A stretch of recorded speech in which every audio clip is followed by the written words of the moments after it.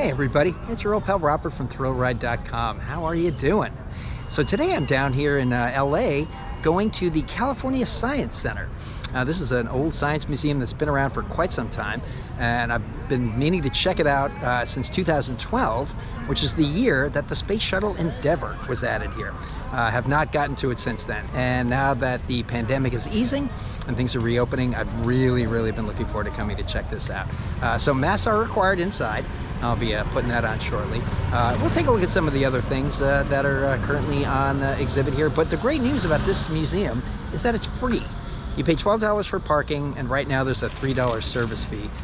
They have all kinds of special exhibits inside. Right now there's something called the Art of the Brick, a big Lego exhibit. That's an upcharge. They've got some IMAX theaters. Those are also additional. But if you just want to come and check out what's available in the general galleries, pretty budget friendly. So, all right, let's go take a look at one of my favorite flying vehicles of all time.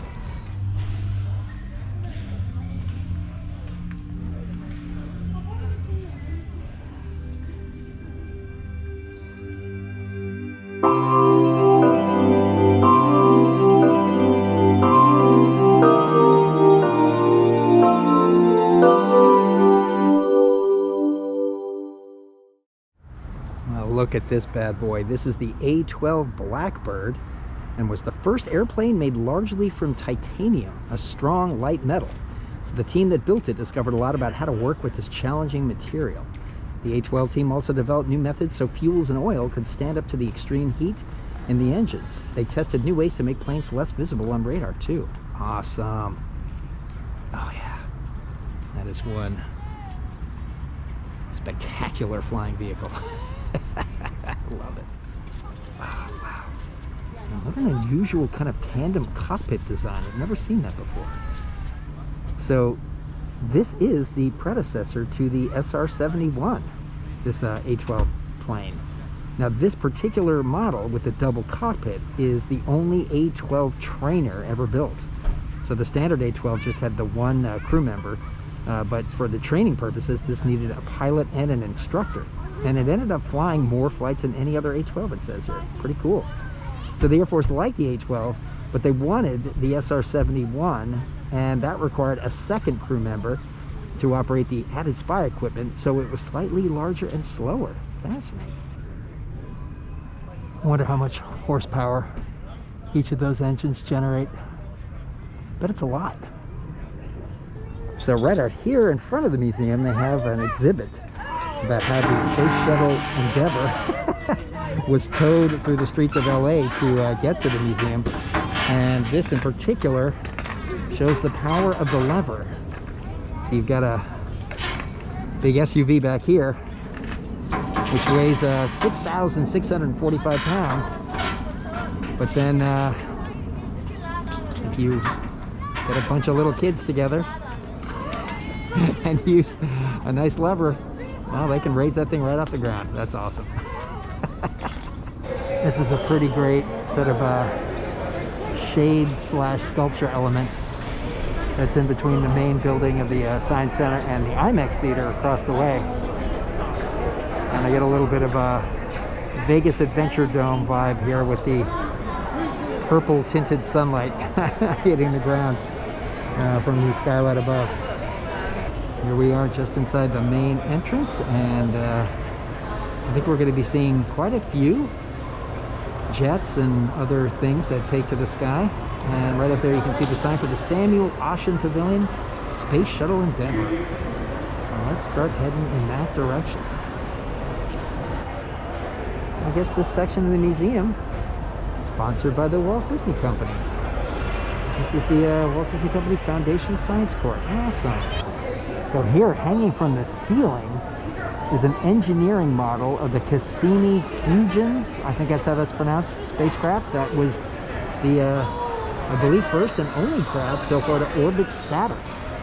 And the Huygens was actually a probe that was dropped into, down onto the moon of Titan. And I think that's the sort of gold or yellow disc on the right as the heat shield for that probe. Yeah. And the real version of this made quite a journey into space. So cool. So So I stand corrected. The Cassini was the first spacecraft to orbit Saturn, but may not be the only. Either way, quite an accomplishment.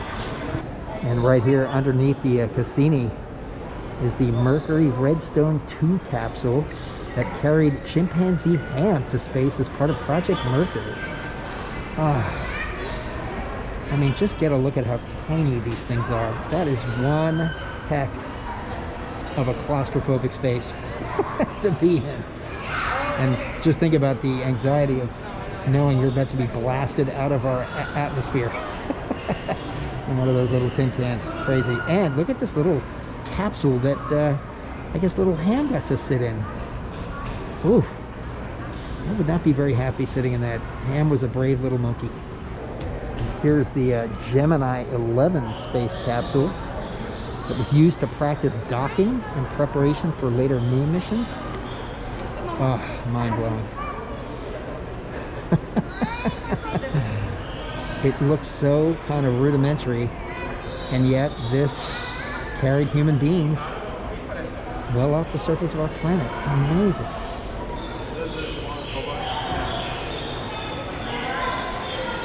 And this right here is the Apollo-Soyuz Command Module, which is where the U.S. astronauts sat in the first international space mission conducted with Russia's cosmonauts. So cool.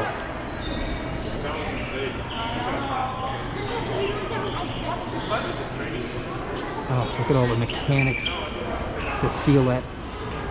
We'll call it a door. It's a pretty fantastic door to the inside. And again, look at how little space there is in there. They've just used the bare minimum of what's necessary to get gear and crew up into space. Really, you can't underestimate the bravery of people who volunteer to undertake these missions. So incredible. This is pretty cool. These are models, full-scale prototypes, not the actual vehicles themselves, but models of the Viking landers, the twin Viking 1 and 2 landers that were the first to touch down on Mars in 1976. Their mission was to take good pictures of the surface, analyze the soil, wind and atmosphere, and search for signs of microscopic life. So this is the bottom of the Gemini 11 capsule, and you can see what burning through Earth's atmosphere does to a spaceship. It's like an abstract painting. Amazing. Well, I guess we passed through the ecosystems area to get to the Endeavor. I don't know if any of you have had a chance to visit the Atlantis, the Shuttle Atlantis exhibit at the Kennedy Space Center in Florida. If you have, you know what an incredibly moving experience that is. And if you haven't, I urge you to do so. It's stunning. And bring Kleenex. So I'm hoping we're gonna get a really amazing look at this shuttle too. Oh wow. Well, isn't this beautiful?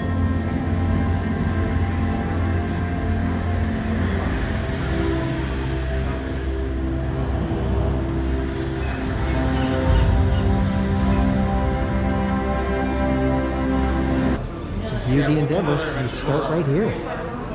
Now here we go.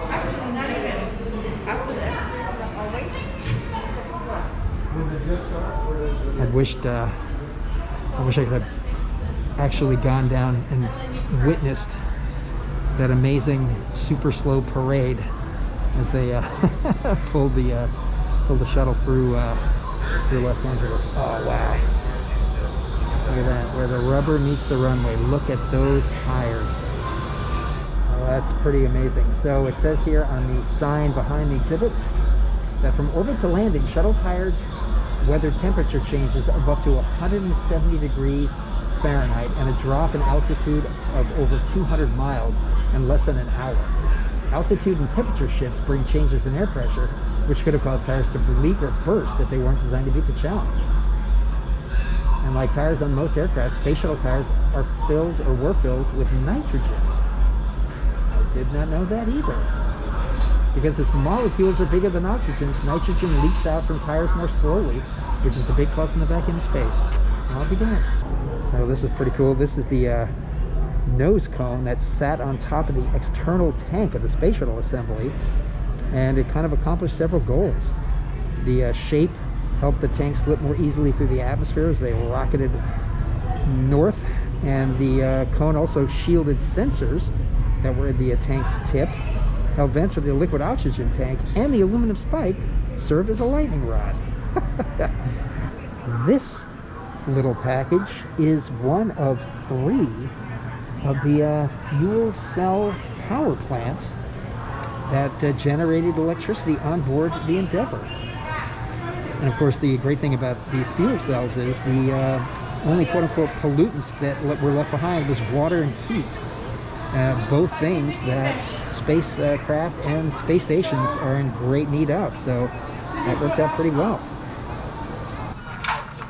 You go number 1. Well, that's what you have that hose. There it goes. So if you're paying attention to the video on the left, we are indeed learning how astronauts purge up in space. Pooping and peeing, they created quite a unique airflow system to pull waste material away from said astronauts. Yeah, not something I'd want to use at home, but pretty ingenious up in space. Well, good to learn that the Space Shuttle Endeavor, officially known as Orbiter Vehicle 105, was the 5th of the shuttles to enter that fleet. And as with all orbiters, parts of the OV-105 were constructed all over the country, but many of its components, such as screw compartments and fuselage, were manufactured here in California. And the pieces came together in Palmdale, where workers at Rockwell International assembled and tested the orbiter. So cool. And I love this photo of the, was it the 747 transporting the shuttle? You've all seen Moonraker, right? Outrageously silly movie, but that opening sequence where Drax steals one of the shuttles, yeah, badass. And before you poop, you gotta eat. And here's what a kitchen in space looks like. I'm loving this. This is the actual assembly of the Rocketdyne Operations Support Center that monitored every shuttle launch from 1981 to the last in 2011. This is neat. They've got a couple of simulators up here to give you a little taste of what riding an Endeavor would have been like. It's nice. They've got a little film here that seems to be about the process of moving the shuttle to its current home. Yeah, look at that. The plane landing in 2012. Oh, so beautiful. Yeah, again, looking back, I wish I'd made the time to find a way to camp out and watch the shuttle actually drive slowly down the road. Look at all the people that came out to see that. So great.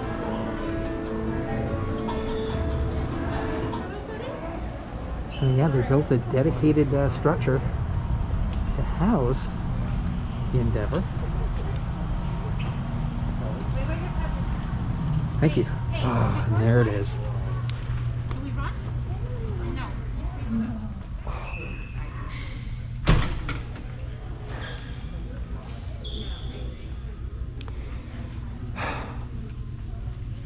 Damn it, I choke up every time I get to see one of these things. I mean, there are so many reasons why I get a little emotional looking at this kind of thing. Just the effort and ingenuity it took to design and operate this fleet. And of course, the 2 tragedies where astronauts lost their lives in the service of operating the shuttles. You know, we kind of accept space travel right now as such a almost commonplace thing, but it is still one of the most dangerous, if not the most dangerous, occupation one can choose. But the rewards, I believe anyway, are well worth the risks. Oh my goodness, those engine exhausts, I mean, they're just titanic. Just to imagine the heat and the power that was expelled from here.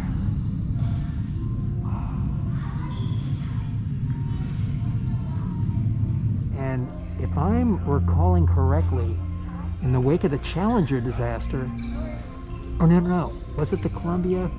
Anyway, after one of the disasters, when they were analyzing and talking about what kinds of things could have gone wrong with the craft, and there was mention of these heat shield blocks.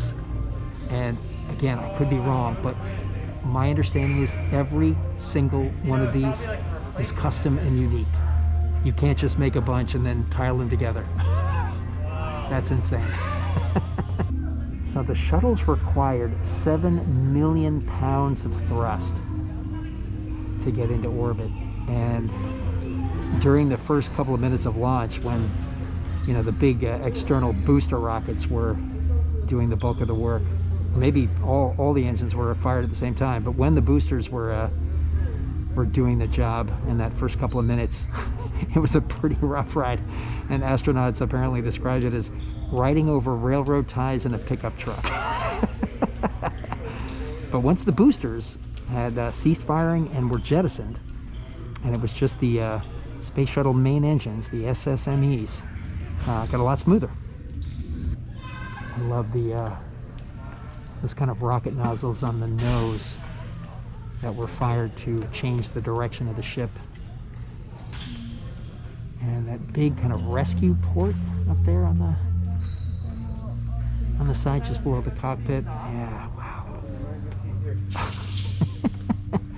I mean, yeah, in one regard, it's not the most sleek or elegant looking spacecraft, but to keep in mind what job it was designed to do, and that it did it for the most part pretty damn successfully. Yeah, that's some pretty beautiful design right there. Since we can't actually walk around the interior of the craft, it's neat that they've designed these two models. You need a little peek inside, and of course you do have the crew cockpit up front, and then the massive storage bay in the back. Things like satellites and refill material for the space station, all kinds of stuff. Yeah, just looking on the differences between the heat tiles, the black ones on the underside of the craft that have to take the bulk of the extreme heat during re-entry, and then these kind of white tiles that have a completely different kind of texture to them. Here's a helpful information panel that describes what is properly known as the Space Transportation System, kind of all the major components. You've got the external tank, the big orange booster, and then the two smaller boosters that flank that tank, the orbiter, and then the main engines. But in total, the Space Shuttle contains over 2.5 million parts. That's a lot of parts. So the Space Hab was kind of a module designed to sit in the cargo bay of the shuttle fleet that allowed astronauts to kind of do some work inside the craft while they were in orbit. And this was connected by a pressurized conduit with the crew compartment, so they could get into this thing without having to put on spacesuits. Yeah, so we can get a little bit of a look up inside. Yeah, there's all kinds of scientific equipment, and I'm sure lots of experiments with zero gravity were probably conducted in here. Yeah, neat. And I guess in some cases they could put two of these into the cargo bay in something called the logistics double module. And the Space Hab modules flew on the shuttle 18 times apparently, the first and last of the missions on the Endeavor. Oh, there's a little interesting piece of history here. Invented by aerospace engineer and businessman Robert Citrin, Space Hab was originally designed to carry tourists into space aboard the shuttle. Along kind of the side and back walls of the space, they have information placards that briefly describe every single one of the shuttle fleet missions. And seeing how many of these placards are up, I'm surprised to be reminded that it was quite a few. And Columbia being the first to come online, and then the Challenger, and then it looks like Discovery started missions in 1984. Yeah, look at this. Goes on and on.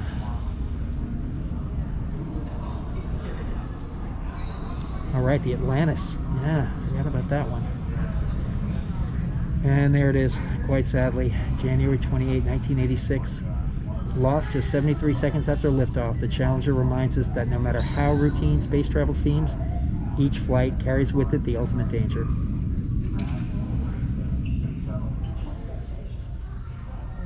There you can see this timeline. It goes on for quite a while. All the way down over there to the other side of the building. And here's the second panel in black for the Columbia mission on January 16, 2003. What started as a successful microgravity research mission in the Space Hab ended tragically when the orbiter and crew were lost as the vehicle broke apart during re-entry on February 1. And there it is. The Endeavor flew the second to last mission, STS-134, on May 16, 2011. The 14-day mission to the space station, the International Space Station, involved 4 spacewalks. So this is one of the main engines on the shuttle. And that is another highly complicated looking package of engineering. Crazy. And the energy released by the 3 SSMEs is equivalent to the output of 13 Hoover dams. That's a lot of energy. Here's a couple more fun facts. There are 2 miles of coolant tubing in each engine. The gas that is expelled from the base during launch travels at 9,600 miles an hour. And because the engine uses a mix of hydrogen and oxygen fuel, its waste is water. Like, that's insane. Can you imagine being right here the second these things fire up? You'd be reduced to vapor in a microsecond. There are just so many intriguing surface details. Just want to know how all this gets put together and what everything does. So great. I'm really sorry I never actually got to witness a shuttle launch down in Florida, because everybody who did get that opportunity tells me it's a moment they'll never forget. You know, even quite a distance back from the launch, the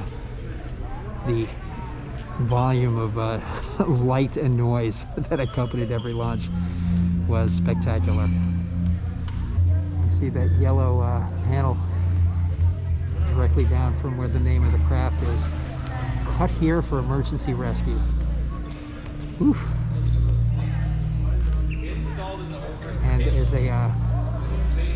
as a fan of classic modern typography, very much appreciate the Helvetica bold font choice for the shuttle fleet. In the weightless environment on orbit, where astronauts float instead of walk, there's no need for ceilings or floors. Every surface could be used to hold storage compartments, handles, or other useful equipment. Very cool. So up there in the flight deck, the pilots of this ship had over 2,000 knobs, switches, gauges, lights, etc. that were used to control the ship. That's a lot to know how to operate. I remember when that movie Space Camp came out in the mid-80s. Leah Thompson and some other folks about the kids who go to the space camp and then accidentally launch the shuttle into space. Completely ludicrous, but boy, was that a fantasy every kid I knew just gobbled up happily. Oh yeah, Kate Capshaw, right? She was the NASA astronaut that went up with the kids, I think, right? I love this time-lapse video of the I don't know whether they're building the Atlantis or just prepping it for launch, but look at that, hung vertically and raised and lowered, so every part of the ship can get access. Oh my goodness, look at that.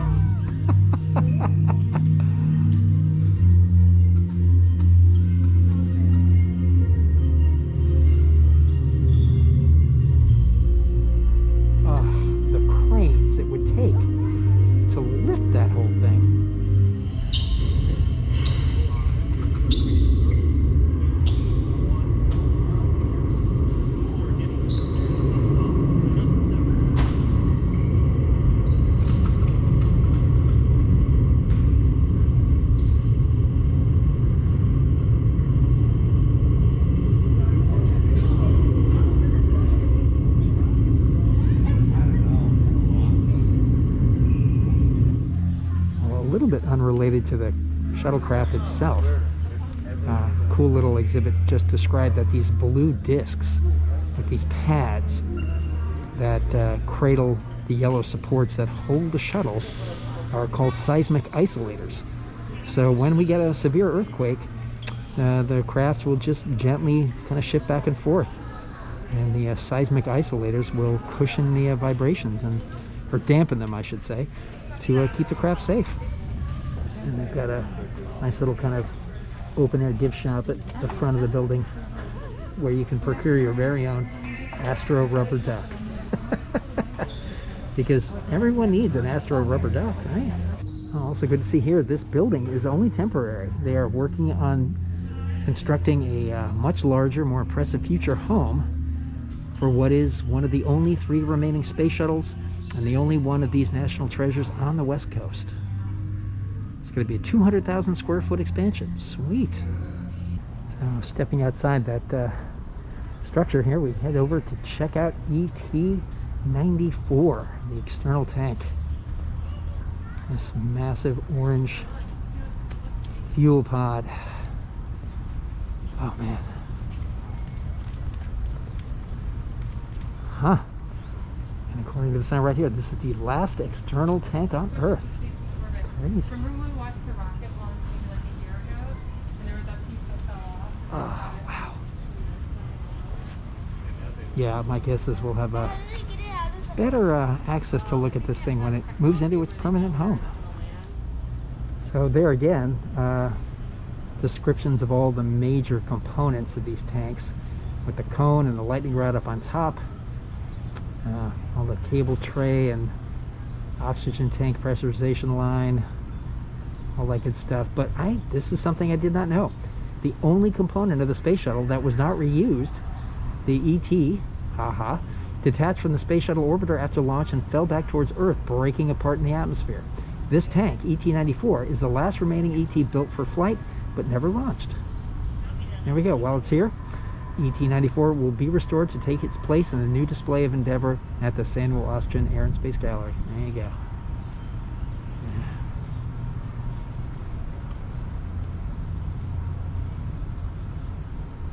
Just see there how far it extends.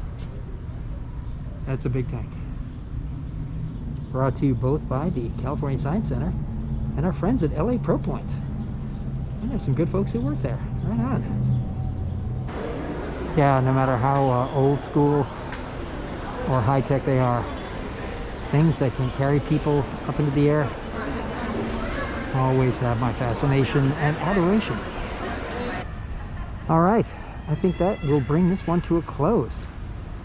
So as always, thank you so much for coming along, and I hope you enjoyed this taste of some of the more air and space dedicated exhibits here at the California Science Center.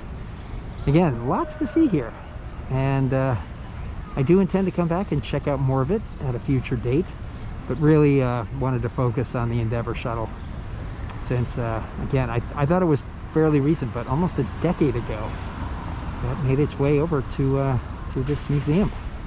And what a treasure. As I've said too many times already, the shuttle fleet is always going to be very near and dear to my heart. It's one of the great advancements in space exploration, and so excited for what's coming down the road. But yeah, good to know they're honoring the past. So yeah, we will catch you in the next one.